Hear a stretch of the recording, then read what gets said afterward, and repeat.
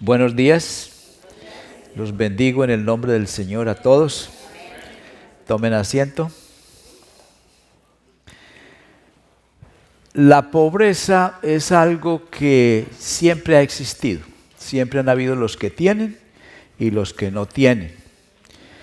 Hay gente que muere de hambre, hay gente que por la pobreza se convierten en criminales, roban y matan. La pobreza causa inmigración de un país a otro en busca de un futuro mejor.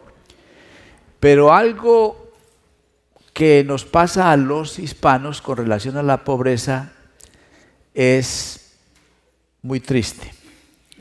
Porque los hispanos hemos creído que va a venir un caudillo, un líder, que soluciona los problemas del país y salimos de la pobreza. Y eso muy difícil que pase, que llegue un gobernante que arregla todo, imposible. Entonces, por pensar así, en vez de pensar que yo como individuo debo hacer algo por mí mismo, debo discernir cómo puedo salir de esa situación, cómo me puedo asociar con otros y salir adelante, en vez de esperar ese caudillo milagroso. Entonces por eso tenemos a los a caudillos como Castro, como Maduro, como Ortega y como todos esos gobernantes que tienen a esos pueblos más arruinados que cuando subieron al poder. En el libro de los Hechos hay un relato muy interesante acerca de un grupo que no eran ricos, más bien eran pobres, pero se unieron y solucionaron los problemas entre ellos mismos. Es algo muy interesante de analizar. Y ese relato lo encontramos en el libro de los Hechos, el capítulo 2, del verso 44 en adelante. Bueno, hay varios versos ahí que hablan de eso, pero yo voy a tomar del 44 en adelante. Pues ellos, en vez de esperar que alguien viniera a solucionarles sus problemas, se unieron y lograron tener un tipo de vida comunitario muy interesante. ¿Cómo sucedió? Déjeme contarle la historia. Los 120 que estaban en el aposento alto habían estado con Jesús por 40 días. 40 días después de la resurrección, Jesús se apareció a muchos de ellos y les dio instrucciones. Luego, antes de ir al cielo, Jesús les dio una instrucción particular. Les dijo: quédense en Jerusalén hasta el día que venga la promesa que les fue dada desde tiempos de Juan el Bautista. El grupo se queda en Jerusalén y se reúnen en el aposento alto para orar. 10 días después, el Espíritu Santo desciende sobre ellos. Dice que todos fueron llenos del Espíritu Santo y se convierten como 3,000 personas. Y se forma esa comunidad de que les estoy hablando. Esa comunidad, por ejemplo, aquí dice que todos los que habían creído estaban juntos y tenían en común todas las cosas. O sea, no es mío, sino que lo que yo tengo es de todos. Y vendían sus propiedades y sus bienes y los repartían a todos según la necesidad de cada uno. Se podría decir que no había necesidad, sino que el que tenía compartía con el que no tenía. Entonces ellos, no como individuo, pero como grupo, resolvieron por un tiempo sus problemas financieros y todo tipo de carencias que tuvieran. Cuando nosotros leemos este relato de capítulo 2 de Hechos, desde que el Espíritu Santo llega, lo que más se nota y lo que más se resalta es que ellos hablaron en lenguas. No como las lenguas que nosotros hemos conocido en el día de hoy, que más apropiadamente se llaman glosolalias, un fenómeno cuando la gente se produce sonidos que no se entienden, eso se llama glosolalia. Lo que sucedió en el libro de Hechos fue diferente porque la gente les entendía. Y hay una lista ahí de 16 naciones y cada uno de los que venían de esas naciones entendían lo que ellos hablaban. Entonces fue de veras un hablar lenguas diferentes, más que glosolalia. Entonces nos entretenemos con el asunto de las lenguas y nos olvidamos que el Espíritu Santo produjo otros efectos en ese grupo. ¿Cuáles? Varios. Yo nada más voy a mencionar 3 en esta mañana. El primero de los efectos que ocurrió cuando el Espíritu Santo los llenó es que el Espíritu los movió o los inspiró a tener responsabilidad de los unos por los otros. Ellos sentían que eran responsables por otros hermanos y ellos también sentían responsabilidad hacia los otros. Era un espíritu de responsabilidad. La palabra responsabilidad tiene una estructura muy interesante. Se forma de 2 palabras. La palabra responder y la palabra habilidad. Entonces, ¿qué es responsabilidad? La habilidad de responder. La habilidad de rendir cuentas ante alguien o de pedir que rindan cuentas. Esa es la habilidad de ser responsable. Entonces, en ese grupo, la gente eran responsables los unos por los otros. ¿Por qué tenían todos los bienes en común?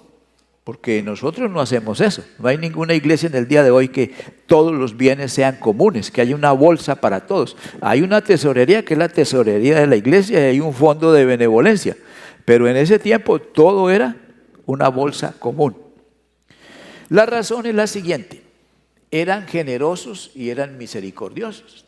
El Espíritu Santo producía eso en ellos. Pero hay un factor. Es que ellos pensaban que Cristo vendría pronto. Se había ido, pero que pronto va a regresar. Y cuando regrese va a establecer un nuevo orden, diferente, el reino de Dios. Ellos lo esperaban inminente, inmediato. Entonces, estos hermanos, con la convicción de que Cristo vendría pronto y con sentimiento de compasión y de misericordia y de generosidad, pues veían a un hermano en necesidad y vendían lo que tenían, porque Cristo viene pronto y vamos a comenzar un nuevo orden aquí en la tierra, un reino, donde Cristo va a ser el rey. Entonces vendamos y cuando Cristo venga va a ser algo nuevo. Esa era la razón por la cual eran movidos tan fácilmente a vender sus bienes. Yo creo que ellos estaban equivocados, porque el Señor Jesucristo nunca les dijo que vendría pronto. Incluso antes de Él morir, pronunció varias parábolas en las cuales Él les da a entender que tardaría su venida. Él decía, el reino de los cielos es semejante a un hombre que se fue a otra tierra y antes de irse le dio al uno 5 talentos, al otro le dio 2 talentos y al otro le dio 1. Y da la idea de que se tarda y cuando regresa entonces llama a cuentas. Luego hay otra parábola donde no reparte talentos sino minas. Y dice que tardándose el amo, un siervo comienza a descontrolarse y a pegarle a los consiervos y a tratar mal las cosas y a emborracharse, porque el amo se estaba demorando. Entonces Jesús dio a entender que Él tardaría su venida. Sin embargo, por alguna razón, ellos pensaban, soñaban, suponían que Jesús vendría pronto. Y se percibe ese tipo de ambiente entre los cristianos del primer siglo. Ya después fueron entendiendo que sí, Cristo va a venir, pero que nadie sabe el día ni la hora. Jesús también dijo eso, nadie sabe el día ni la hora. Pero este fenómeno, hermanos, no se volvió a repetir en ninguna iglesia. Lo que quiere decir que ellos aprendieron que esa no era la forma. Fueron experimentando y fueron implementando la manera de ser iglesia de otra forma. Porque tampoco encontramos en la Escritura un mandamiento que diga todos los cristianos deben tener sus bienes en común. Ese mandamiento no está en ninguna parte. Entonces fue algo no malo, pero fue un experimento que no se volvió a repetir por alguna razón. Una de las razones, ¿cuáles fueron? Pues sencillamente que en un ambiente de tanta generosidad no falta quien viene a aprovecharse. Y hasta el día de hoy hay gente que trata de aprovecharse de la generosidad de los cristianos, porque la Biblia nos manda a ser generosos. Y no debemos dejar de ser generosos y dadivosos. Debemos seguir siéndolo. Nada más que tenemos que aprender cómo serlo, cómo manejarlo, tener cierta política o ciertas pautas.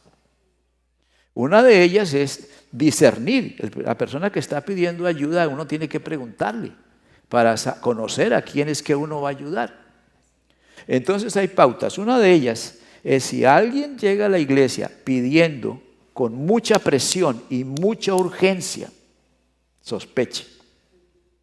La otra es muy importante, que entre los hermanos se comuniquen o nos comuniquemos.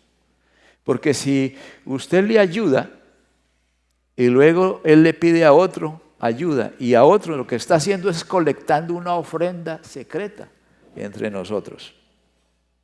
Les voy a contar una experiencia. Hace años, una persona que vino por un poco de tiempo aquí a la congregación le pidió a mi esposa dinero para un problema, una urgencia que tenía. Mi esposa le dio $100. Cuando ella me contó, no sabía que a mí me había pedido lo mismo y yo le había dado $100. Si yo le cuento a ella, ella no hubiera hecho lo mismo. Y la persona se fue con los $200, nada más los colectó y se fue. No sé si le pidió lo mismo a otros. Es probable que le haya sacado otros $100 a otros hermanos. Entonces llega por un tiempito a la congregación y luego saca el dinero y se va. ¿Para dónde cree que se va? Para otra iglesia, a hacer lo mismo. Entonces tenemos que ser astutos, tenemos que aprender por qué no se repitió este fenómeno en las iglesias del Nuevo Testamento. Ellos aprendieron que es peligroso, que hay que hacerlo de otra forma. Entonces aprendan. Si nosotros en vez de dar a cualquiera que llega, ponemos esa ofrenda en el fondo de benevolencia y lo canalizamos por ahí, podría resultar mucho mejor. Claro, yo no le voy a pedir que usted como individuo sea generoso. Si siente que debe ayudar a alguien, hágalo, ¿no? Pero tengamos un poquito de, como congregación, un poquito de sabiduría para ayudar a los demás. Entonces lo que podemos aprender de aquí, hermanos, es que el Espíritu Santo produce en una congregación, cuando la congregación es llena del Espíritu, produce un sentido de alta responsabilidad de los unos por los otros, especialmente por los de casa, por los de familia, y también con los que llegan, pero principalmente con los de adentro. ¿Qué más hace el Espíritu Santo cuando es el factor dominante en una congregación? Inspira unanimidad, produce unanimidad entre los miembros o entre la congregación. La palabra unanimidad también tiene su manera su estructura. Está compuesta de la palabra uno más la palabra ánimo o ánima. Entonces, una ánima, o sea, una sola ánima, un solo espíritu, una sola voluntad. Eso es lo que quiere decir unanimidad en un grupo. Dos o más personas con el mismo ánimo, con el mismo propósito, con la misma fuerza, con el mismo sentir. Eso es unanimidad. Eso el Espíritu Santo lo promueve entre los hermanos. Y el enemigo de la unanimidad, ¿sabe qué es? El enemigo de la unanimidad es el miedo. Nosotros, para manejar el miedo, desde niños, vamos creando unos mecanismos de defensa. Eso es psicología. Creamos mecanismos de defensa. Y esos mecanismos de defensa los usamos cuando nos sentimos amenazados o cuando sentimos miedo. ¿Cuáles son los mecanismos de defensa? La ira o el enojo. ¿verdad? Cuando una persona se siente amenazada, una forma de defenderse es enojarse. Entonces ya la gente dice, no le llame la atención, no le llame a cuentas, déjelo así porque se enoja. Eso funciona en la familia también. Funciona en las parejas. Cuando a uno le llaman la atención y lo hacen con un buen motivo, una buena razón, una manera de defenderse es, o de justificarse es, enojarse. Otro mecanismo de defensa es el silencio. Se usa mucho entre la familia en el matrimonio. Alguien está enojado o para defenderse no contesta, no habla, no comunica nada, porque sabe que si se abre a comunicarse con su esposo y su esposa, entonces tiene que poner las cosas sobre la mesa, pero no quiere cambiar. Entonces, como no quiere cambiar, como decimos, cierra el pico. Mecanismo de defensa para seguir lo mismo. Igual pasa en una congregación y en una compañía. Mecanismos de defensa. Otro mecanismo de defensa es el hacerse víctima, el llorar. Entonces, cuando le van a llamar a cuentas, se pone a llorar y se pone a dar explicaciones de pobrecito o pobrecita yo, y entonces la gente siente lástima y dejan la cosa así. Son mecanismos de defensa. Entonces, con esos mecanismos de defensa, cuando los ponemos a funcionar en un grupo, pues la unanimidad se va acabando. Eso es de la carne, eso daña la unidad en un grupo. Y lo contrario de los mecanismos de defensa es la mansedumbre. El apóstol Pablo dice que uno de los frutos del Espíritu Santo es la mansedumbre. La mansedumbre es cuando uno no devuelve enojo con enojo, ni silencio con silencio, ni quejarse y hacerse la víctima también. Imagínense dos personas, todos, el uno quejándose contra el otro, ¿no? La mansedumbre es no devolver de la misma manera, no acudir a esos mecanismos de defensa, es simplemente ser una persona mansa y que no responde con esa manera que les estoy explicando de los mecanismos de defensa. Cuando un hermano está asustado o enojado, generalmente es porque tiene una falsa información. Y entonces con esa falsa información, él piensa que es lo correcto y trata de hacer lo correcto y de que las cosas sean como él piensa y saca sus mecanismos de defensa. Pero es por una falsa información. ¿Quién es el enemigo de la unanimidad en una congregación, cualquiera que sea? El diablo. ¿Y qué dice Jesús del diablo? Que el diablo es padre de mentira, porque padre es aquel que engendra mentira. Padre de mentira engendra mentira. Él ha sido mentiroso desde el principio. Entonces, el diablo hace que alguien le mienta a otro hermano o que interprete de cierta manera cualquier situación. Y entonces con esa mentira ya tenemos a un hermano actuando con sus mecanismos de defensa y se va destruyendo la armonía, la unanimidad y la responsabilidad de los unos para con los otros. Pero no viene de Dios. Ustedes, al leer los evangelios y el Nuevo Testamento, si es que lo hacen, porque yo sé que hay muchos que tienen Biblia pero no la leen, ¿no? Y por eso estamos como estamos también. Si ha leído la Biblia, usted ha encontrado que los discípulos de Jesús anduvieron con Jesús más de 3 años.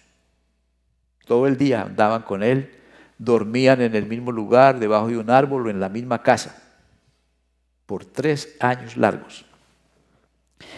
¿Hay en la Biblia algún reporte de que Jesús usaba mecanismos de defensa? Que cuando a Jesús lo llamaban a cuentas, ¿se enojaba? ¿O se ponía a llorar? ¿O que mentía para quedar bien? No, Jesús era una persona mansa.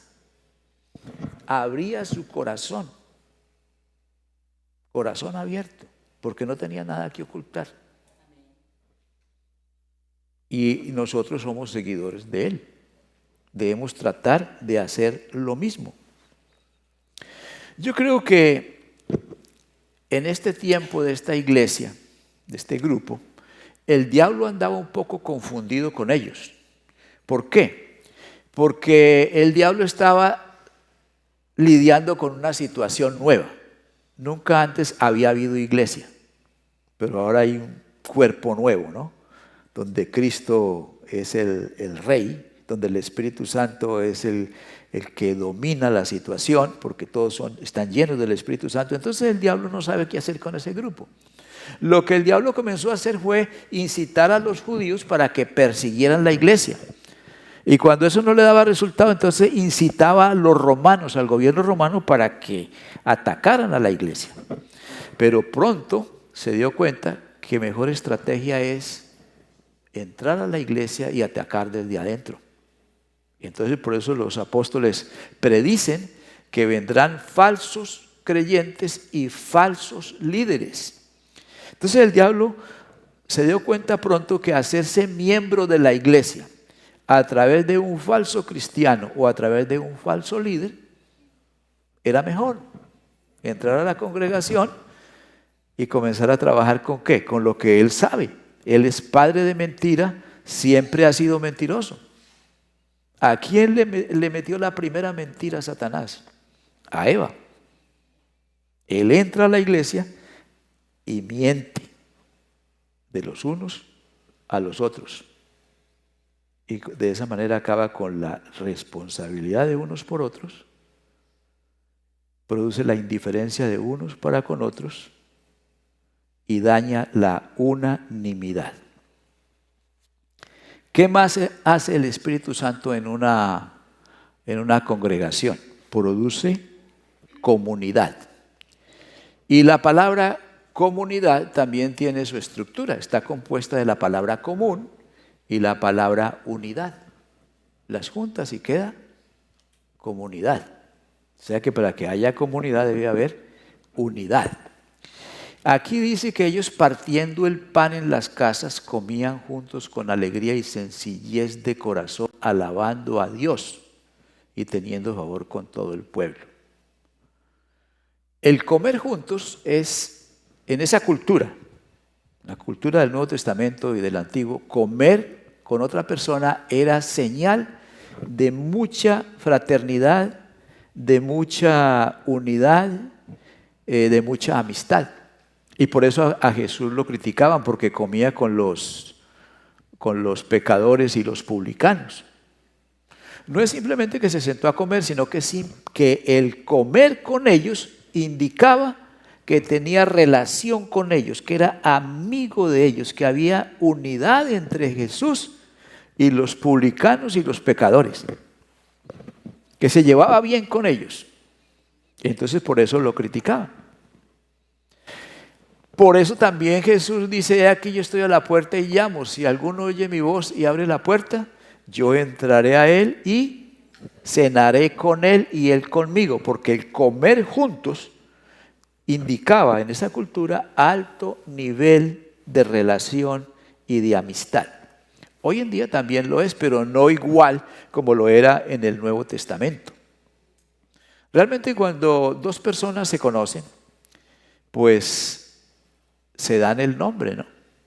Mi nombre es fulano y el otro también dice su nombre, y luego hablan del clima, porque no van a abrir su corazón ahí inmediatamente. Nadie hace eso. Entonces uno dice: bonito día, ¿verdad? Y dice: sí, y comienzan a hablar del clima. O comienzan a hablar de lo que pasó. ¿Oíste del terremoto en Turquía? Y hablan de cosas por allá que no tienen que ver con ellos. Pero a medida que se van conociendo, entonces comienzan a compartir de su familia, de su trabajo. Y mientras más amistad, comparten cosas más profundas, más íntimas. Y terminan sentados en una mesa comiendo juntos. Va subiendo la comunidad. Entonces eso es lo que inspira el Espíritu Santo en una congregación: comunidad. ¿Qué es comunidad? Hace días he hablado de eso aquí, que es una palabra difícil de definir, En el Nuevo Testamento la palabra es koinonía y la traducen como comunidad fraternal. Pero yo encontré una definición que la tengo anotada aquí. ¿Qué es comunidad?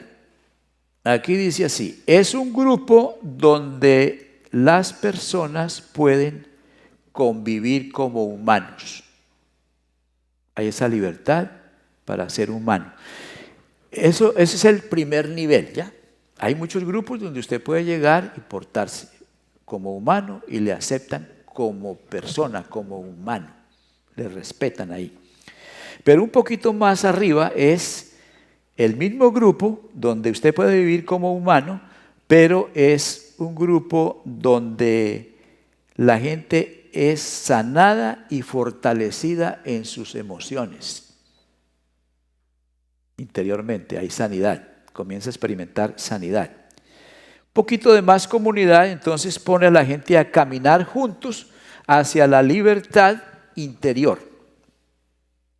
O sea que va habiendo beneficio de pertenecer a ese grupo. Un nivel más adelante, entonces, comienzan las personas a disminuir sus temores y sus prejuicios. Ya no sospecho del uno ni sospecho del otro, no tengo temor, me siento muy bien aquí, no hay que usar los mecanismos de defensa. Aquí no tengo que defenderme de nadie, aquí me aceptan como soy.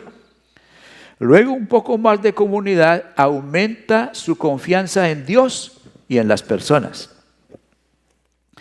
Y también más comunidad hace que los miembros de ese grupo irradien un estilo de vida que refleja a Cristo.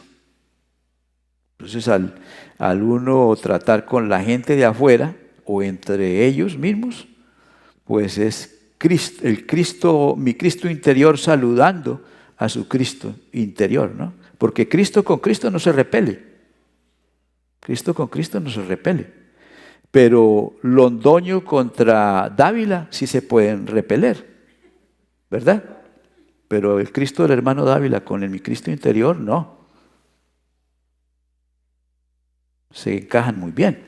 Y finalmente, ese tipo de vida trae solución a los problemas. Problemas de adentro y problemas de afuera. Se busca la mejor solución. Entonces, comunidad es algo muy deseable. Y dígame una cosa, yo creo que todas las congregaciones en el día de hoy necesitamos crecer en comunidad, en unanimidad y en responsabilidad de los unos para los otros. Otra manera de hablar de esto es hablar de vitalidad relacional, vitalidad en relación con Dios. Mi relación con Dios debe ser vital, llena de vida, y mi relación con los hermanos debe ser también llena de vida hasta donde sea posible. Bueno, hay dos maneras en que una iglesia se expresa o se manifiesta. Cuando están reunidos, entonces se manifiesta la comunidad, se siente, se experimenta. Y cuando están esparcidos, porque cuando termina la reunión, cada uno agarra por su camino, para su trabajo, para su casa. Allá afuera, entonces, se siente la influencia de ese grupo a través de sus miembros o sus individuos. Se refleja la influencia allá. Entonces, unidos, la comunidad, afuera, influencia positiva. Y la llave para esa responsabilidad de los unos por los otros y para esa unanimidad y para esa comunidad es la llenura del Espíritu Santo. ¿Cómo funciona eso? Una manera de explicarlo. Yo lo dije aquí hace unas semanas. Dentro de nosotros hay dos cuartos. El cuarto de abajo y el cuarto de arriba. El cuarto de la carne y el cuarto de Cristo. Cuando Cristo viene a nuestra vida, Él construye un cuarto, un salón interior, espiritual. Entonces, ¿qué le toca a uno hacer? Uno va para adentro de sí mismo y allá decide si se mete al cuarto de abajo o al cuarto de Cristo. Si mentalmente y espiritualmente se mete al cuarto de abajo, ahí están los mecanismos de defensa. No le vuelvo a hablar. Cuando lo encuentre le voy a decir la verdad y se las canta de una vez y todas esas cosas que nosotros sabemos. Eso está en el cuarto de abajo, el cuarto de la carne, mecanismos de defensa. Pero si usted en vez de echar para el cuarto de abajo, se mete al cuarto que Cristo ha creado en usted y se confronta allí con Cristo y pone las cosas sobre la mesa, entonces el Espíritu de Cristo puede influir en su vida. Pero mientras andemos para el cuarto de abajo no puede influir, para nada. Así podemos pasar 50 años yendo a la iglesia, no va a pasar nada. Puede entrar 50,000 veces aquí a este salón, pero mientras usted no entre al cuarto interior y hable con Cristo, no va a pasar nada en su vida. Simplemente va a estar perdiendo el tiempo cuando viene a la iglesia. Entonces, eso es lo que el Espíritu Santo hace en una iglesia. Cristo es un modelo de persona llena del Espíritu Santo. Y nosotros, que a veces ya no nos gusta decir que somos cristianos porque los cristianos ya tienen mala fama o tenemos mala fama, entonces preferimos decir, yo soy seguidor de Cristo. Bueno, seguidor de Cristo quiere decir que uno sigue sus huellas, sus pasos, que trata de imitar a Cristo. Por eso el apóstol Pablo decía, sed imitadores de mí como yo de Cristo. Pero a nosotros nos da miedo decir eso. Entonces, ¿somos o no imitadores de Cristo? Lo que Pablo decía es, mire, usted imíteme a mí en la forma que yo trato de imitar a Cristo. Eso es lo que él estaba diciendo. Pero entre los cristianos lo que existe, el lema es, no se fijen en mí. No pongan sus ojos en mí. Pues lo que está diciendo es que yo vivo en el cuarto de abajo y tengo un montón de mecanismos de defensa y me estoy inventando otros, ¿no? Entonces no se fije en mí. No es así, no es así. Si decimos que somos cristianos debemos tratar de imitar a Cristo, ser imitadores de mí como yo de Cristo. En el pueblo de Israel existía también alto grado de comunidad. Les voy a leer un salmo para terminar. Salmo 133. Es muy corto. Pero mientras se lo leo, quiero que usted piense en lo siguiente. El pueblo de Israel tenía 4 fiestas cada año, en el año. Esas fiestas duraban varios días. Entonces, cada vez que había una de esas fiestas, los judíos o los israelitas salían de sus casas y de sus pueblos y caminaban hasta Jerusalén varios días. Por seguridad se iban en grupos y comían juntos en el camino y charlaban juntos en el camino y cantaban salmos en el camino y llegaban a Jerusalén y allí encontraban más amigos y se quedaban viviendo ahí 2, 3 días durante la fiesta y luego regresaban también juntos, de la misma manera, comiendo juntos, protegiéndose entre ellos, cantando y otra vez a sus casas. Entonces hay un salmo que pertenece a un grupo de salmos que se llaman los salmos de subida, que quiere decir que eran los que cantaban cuando ya iban subiendo a Jerusalén, porque Jerusalén queda en una montaña, en una colina. Entonces el salmista dice así, es una poesía, las poesías son difíciles de traducir, pero aquí se percibe un poquito de la comunidad. Dice el Salmo 133, mirad cuán bueno y cuán delicioso es habitar los hermanos juntos en armonía. Mirad cuán bueno y cuán delicioso es habitar los hermanos juntos en armonía. Es como el buen óleo sobre la cabeza. El óleo es un aceite perfumado que produce frescura.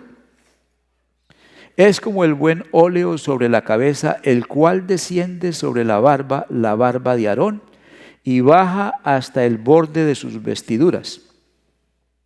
La otra comparación, Es como el rocío del Hermón. El Hermón es un monte al norte que es cubierto de nieve, y entonces de allá venía el rocío y caía sobre los montes de Sión, porque Jerusalén está en un lugar donde hay varios montes. Entonces es como el rocío del Hermón que desciende sobre el monte de Sión, porque allí envía Jehová bendición y vida eterna. Por eso esa definición me gusta, porque en ese grupo las personas conviven como humanos, experimentan sanidad, caminan hacia la libertad interior, disminuyen sus temores y sus prejuicios, aumentan su confianza en Dios y en ellos mismos e irradian un estilo de vida que refleja a Cristo y aprenden a resolver sus problemas. Qué cosa maravillosa es la comunidad cristiana. Pero yo personalmente siento que nos falta mucho de eso. No es una crítica a este grupo, porque yo he andado por muchas iglesias y uno percibe, y unas están un poquito mejor que otras, pero a este nivel todavía nos falta mucho para llegar a ese nivel de comunidad. Bueno, hermanos, pónganse de pies.